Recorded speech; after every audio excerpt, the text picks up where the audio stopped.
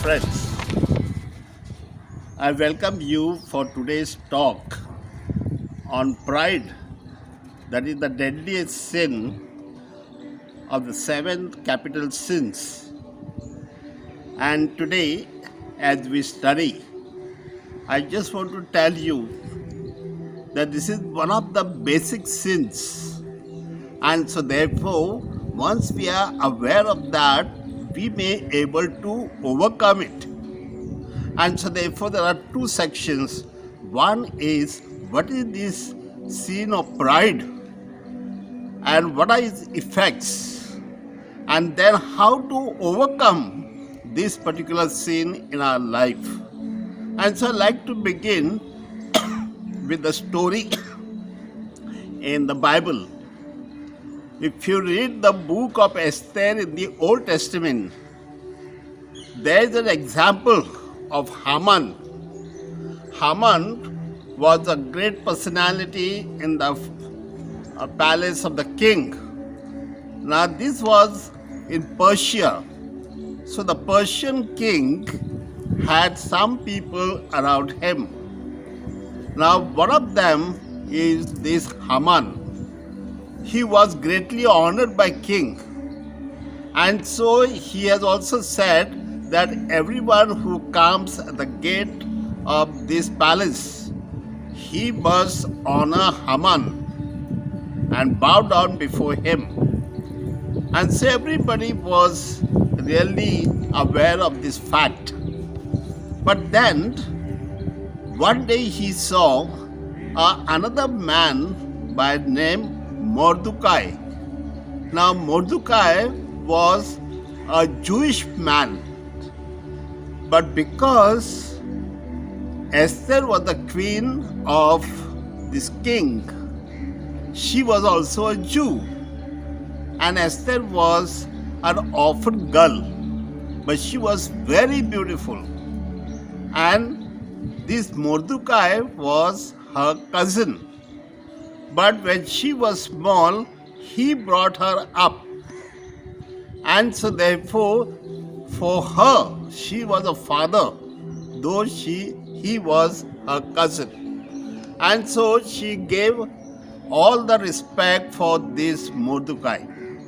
But so happened that since Mordecai was not honoring this Haman, there are some people who told and who excited him and told him that this Haman, you Haman, why are you bearing this Mordecai who is not honoring you and is not respecting you? He is not bowing down and is not following the law of the king. And so that Haman got angry. He was a very proud person. He was the best man in the whole palace. And so he said, okay, now he is not honoring me because he himself is a Jew. And because they do not worship any other person or honor or respect other persons, therefore I think that with him, all the Jewish in this community, in this country, we should be able to really demolish or destroy all these people. And so, my dear brothers and sisters, he decided that, and he told the king that all these people do not receive your orders and they don't respect your orders. They all should be really dead. And so the king took it very seriously. And the king realized that something is wrong. And so he accepted the order. But meanwhile, this person who was the queen, now Queen Esther organized a dinner for her husband, the king, and also Haman. Now Haman, when he received this message, so he also went with king for the great dinner. So the first day, the king was very much pleased with the dinner and he said, "You, my queen, whatever you would like to ask, I will give you anything. even half of my country. So, first day she did not bother and she said, I'm calling you again tomorrow for the same dinner. So you come again with Haman. And then he came and also brought Haman with him. And they both enjoyed that meal and they were really overjoyed. And again the king said, you ask anything and I will give you everything in my country or half of my country. And so, my dear brothers and sisters, the thing is, she told that this man wants to kill all the Jews in this country and destroy them. So I beg of you. And so the king heard that. And when the king heard, then he thought of something different. But meanwhile, Mordecai, the Haman went to see this queen and in her room. And so when king saw that, king thought he has gone to rape her or have illegal relationship with her. So he got very angry and he told his armies to take Haman and hang him. So the place all the Jewish were to be hanged, Haman was hanged instead of him. And so, my dear brothers and sisters, you see how the proud people can be destroyed. So, since Haman was a very, very proud man in that country of Persia, he was destroyed. So, what I'm saying is, pride means overrating of ourselves, that we think that we are the best. I know everything. I am the man who is everything. And so I don't care for others. So when you say you are better and better than other people, then you know everything that is best.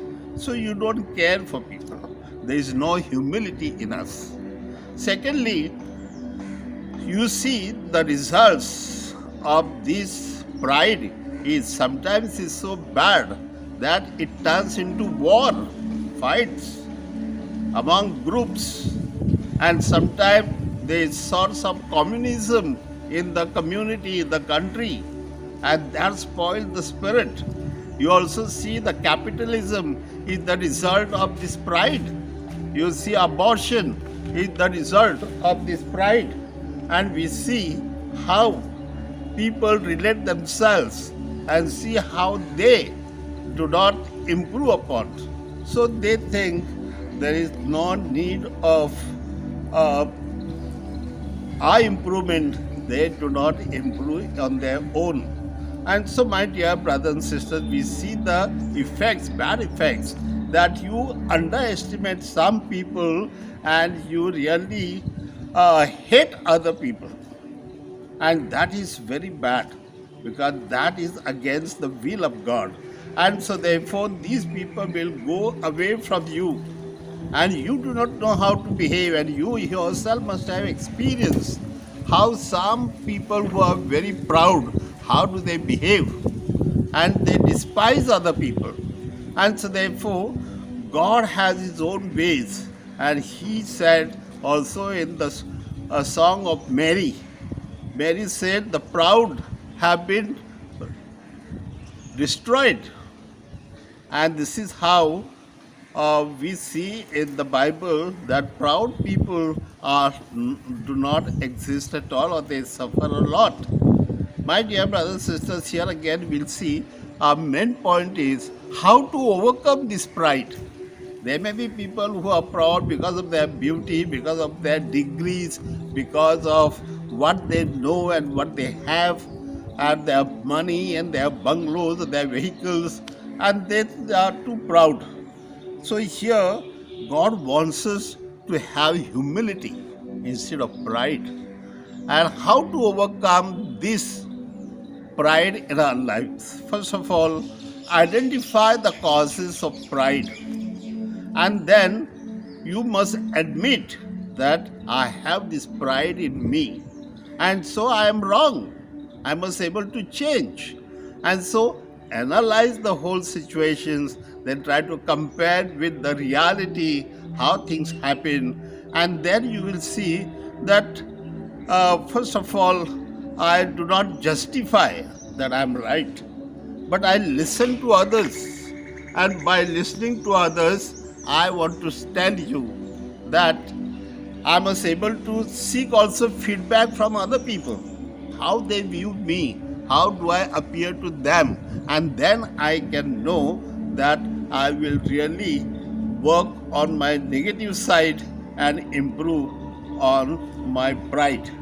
And so then you must also recognize others' contribution, that what they say may be right. So I must say, see their point of view, and I improve upon my way of life.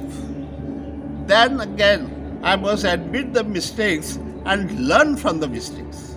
So I don't repeat the same mistakes, and I don't show my pride again and underestimate somebody or oppress somebody. So I need to change. So I admit the mistakes and I improve upon it. Then the other way is like be courteous, be humble, be generous, and then you focus on others. Don't focus on yourself all the time. You must also say how these poor people are like to help them. Maybe these people who are really suffering, so I must go out of my way. So when you focus on others, then there is no egocentrism. There is helping the others, and that will help our lives.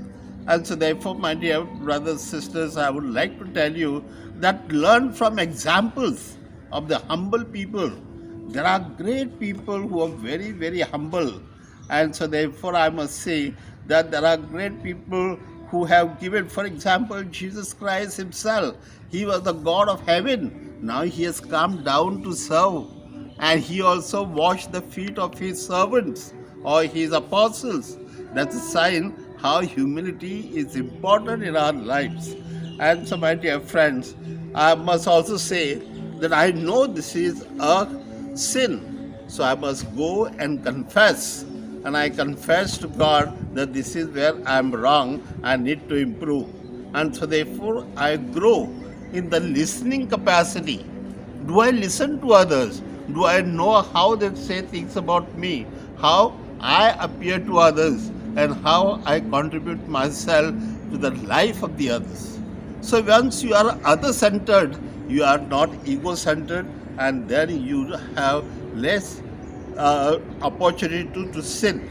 Today I pray that all of us understand this pride in our life, and we can improve upon it, and we can say that I have a chance and I'm improving, and I have really recognized the spirituality of God, Jesus Christ, who tells me that all those who are proud-hearted, they are demolished or they are gone under, as we see in the case of this Haman. Haman was a great man, but he was hanged.